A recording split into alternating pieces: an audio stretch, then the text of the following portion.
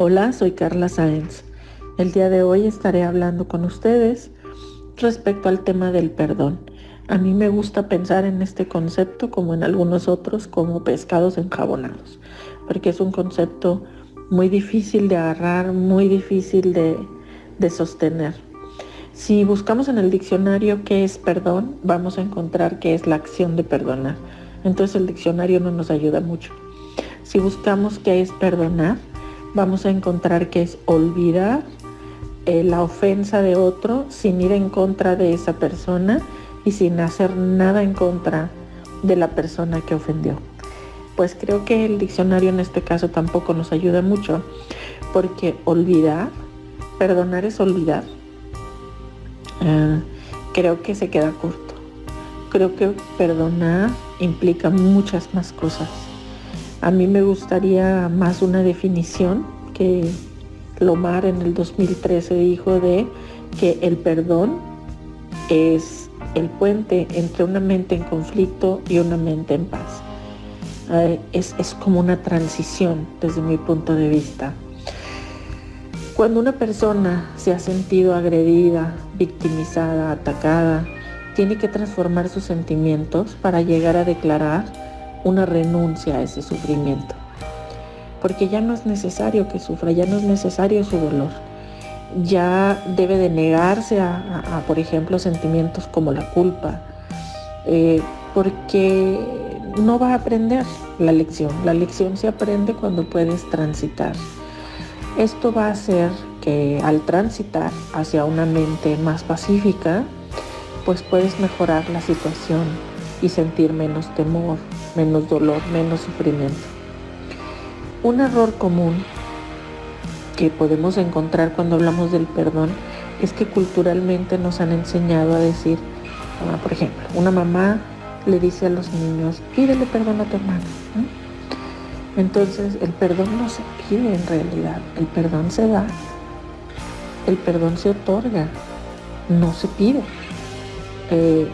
Dicho esto, tú puedes perdonar a alguien aunque no lo merezca, y generalmente no lo merece, por eso perdonamos. Entonces no necesitamos que la otra persona merezca nuestro perdón, solo tenemos que hacerlo, ¿sí? Tampoco necesitamos que nos lo pidan para perdonar, podemos perdonar sin que nos lo pidan. Otro punto que culturalmente también nos hace un poco de ruido es, tengo que perdonarlo ahora porque va a morir, por ejemplo. Pues tampoco existe el perdón post-mortem. Tú puedes perdonar a alguien en vida que sigue vivo o a alguien que ya murió. Tu perdón sigue funcionando. ¿Por qué? Porque la base es el perdón le sirve al que lo da, al que lo otorga, al que lo regala. No le sirve al que lo recibe. Por lo tanto, la persona que se siente agraviada o victimizada necesita usar su capacidad de resiliencia, primero para reconocer que ya no está de acuerdo con ese aspecto de su vida que está viviendo con esa persona. Segundo, sentir cómo es que sus emociones están atrapadas en esos pensamientos negativos de dolor y sufrimiento que le provoca pues esa situación en la cual se siente agraviado o agraviada, que le están provocando, por ejemplo, emociones como frustración, como ira y finalmente infelicidad. Para pasar a una acción resiliente es importante, como dije en otro de estos audios, reescribir el guión interno, ¿sí? Transitar de un guión negativo a un guión positivo de tu situación, esta narrativa de qué es lo que te pasa. Pero para establecer este cambio de patrones hay que alinearte con hacia quién eres y hacia dónde quieres ir. ¿Qué quiero? ¿Quiero seguir viviendo en enojo? ¿Quiero seguir viviendo en frustración? Entonces sigo igual. Sin embargo, si yo quiero vivir en paz, yo quiero tener tranquilidad, entonces lo que necesito es hacer este tránsito. Necesito soltar. Y puedo soltar esta situación y puedo soltar este conflicto a través del perdón. Existen algunos elementos que vale la pena considerar cuando hablamos del perdón. Sabemos que los seres humanos somos sociables y que necesitamos estar juntos, que necesitamos comunicarnos y que necesitamos interactuar. Pero más allá de eso, nos necesitamos. Necesitamos unos de otros, somos importantes para los demás.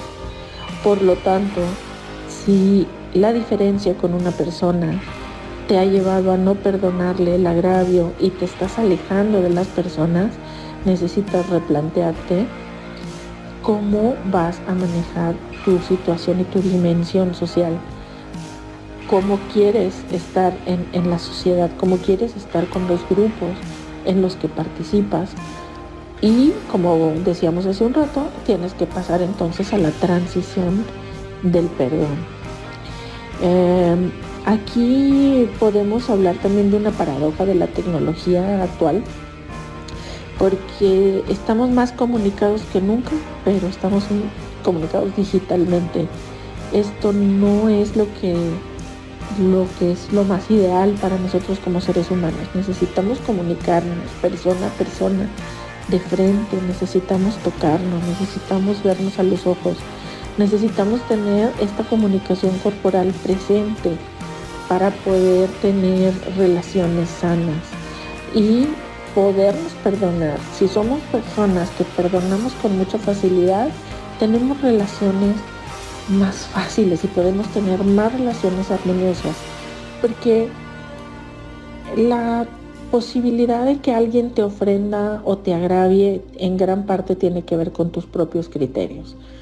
Es decir, algo te molesta porque tú te pusiste un límite y esa persona pasó ese límite. Pero si tú eres un poco flexible con el límite, siempre y cuando no estemos hablando de violencia, si tú eres flexible con tus límites y con las personas, entonces puedes ser bastante más tolerante y perdonar con más facilidad. Entonces, a veces pueden ser agravios simples, pero a veces pueden ser agravios muy grandes. Y es cuando hablábamos, como hace unos días, hablábamos de perdonar lo imperdonable. Es aquí cuando me tengo que preguntar, eso que no puedo perdonar y que es imperdonable, ¿es porque es imperdonable para quién? ¿Es para mí imperdonable? Pues entonces tengo que corregir los motivos y las razones por las cuales no puedo perdonar. Pero si es imperdonable para la sociedad, si es imperdonable para la familia, pues estamos cargando con creencias limitantes de otros que no nos permiten tener la fluidez de tener una virtud, que es un hábito de perdonar, ¿no? Y poder perdonar con mucha facilidad. Perdonar es un acto consciente, de voluntad propia, que surge del entendimiento del otro, cuando entiendes a ti mismo y entiendes al otro desde una perspectiva de amor, digamos. Es cuando te conectas con la esencia más pura de la compasión y puedes entender la realidad del otro. Y puedes sentir y captar por qué la otra persona se comportó así. Esto te da el entendimiento para poder cambiar los hechos en tu mente y poder ver hacia adelante más allá del conflicto. Necesita la persona cambiar lo que siente.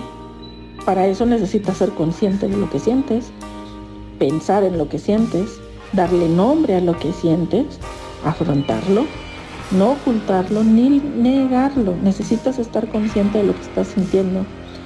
Ahí es en donde se empieza a dar los primeros pasos del perdón. Ahí puedes acceder a tu verdadero sufrimiento, pero sentirlo con serenidad, dispuesto a transformar ese sufrimiento para darte cuenta de que los hechos pueden cambiar para ti por decisión propia. A veces las personas quieren perdonar, pero se quedan en el quiero, lo intento, pero no pueden perdonar. Generalmente hay un dilema ético o dilema interno en el cual si bien si quieres, no puedes. ¿Y por qué no puedes? Porque no has encontrado las respuestas. ¿Qué respuestas a por qué? ¿Por qué a mí?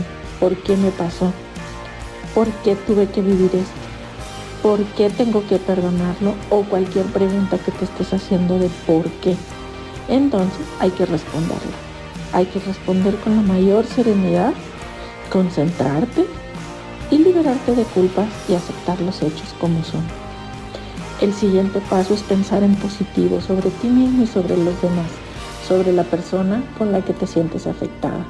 Pero te tienes que dedicar tiempo a sentir este amor autodirigido a ti y a la otra persona. Es decir, elijo pensar en positivo.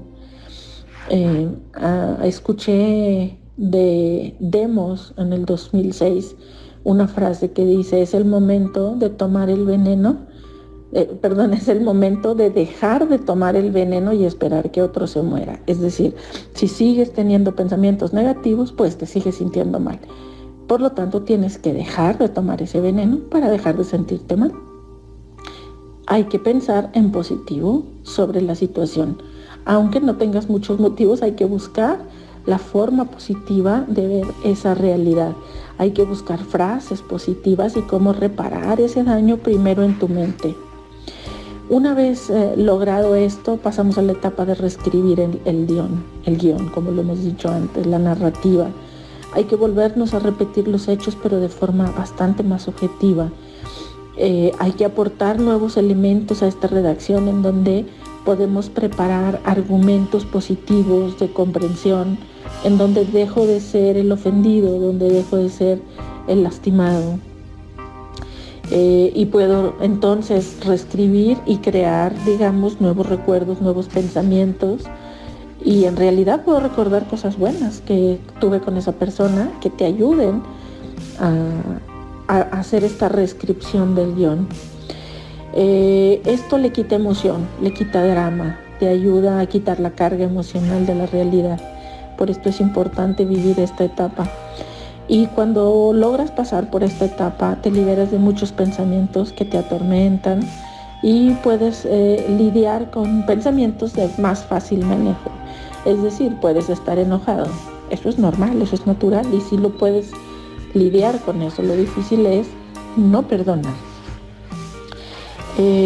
Cuando reescribimos esta historia, tenemos también que crear un marco que nos permita cambiar todos los aspectos y los enfoques para que tengan sustento, ¿sí?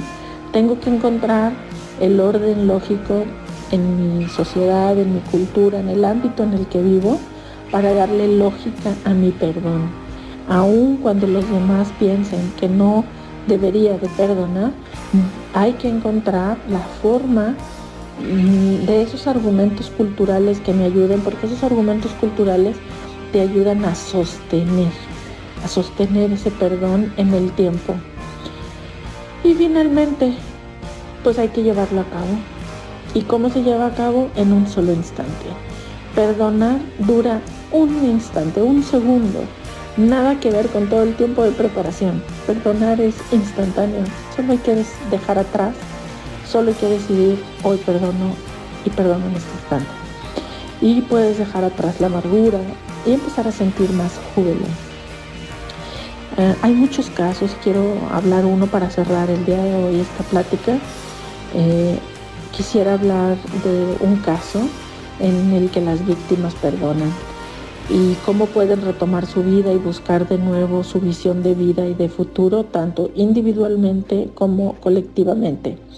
Tenemos el caso de Sudáfrica. Sudáfrica como país buscó sistemáticamente que la población se perdonara a sí misma y unos con otros. Y fue un trabajo intenso de un país para que todos se perdonaran. Y juntos lograron perdonarse y reconstruir una nación. Reinventaron una forma de volver a estar juntos como sociedad, no olvidando el pasado, simplemente teniendo ahora una nueva visión común y de futuro juntos. No puedes olvidar, estás vivo, es irreal perdonar, pero puedes elegir no sufrir y puedes elegir tener una nueva relación con esa persona. Bueno, espero que toda esta plática nos ayude a cada quien en lo individual a poder perdonar, a reconstruir tejidos sociales y sobre todo a solucionar conflictos. Bueno, pues muchas gracias por escucharme.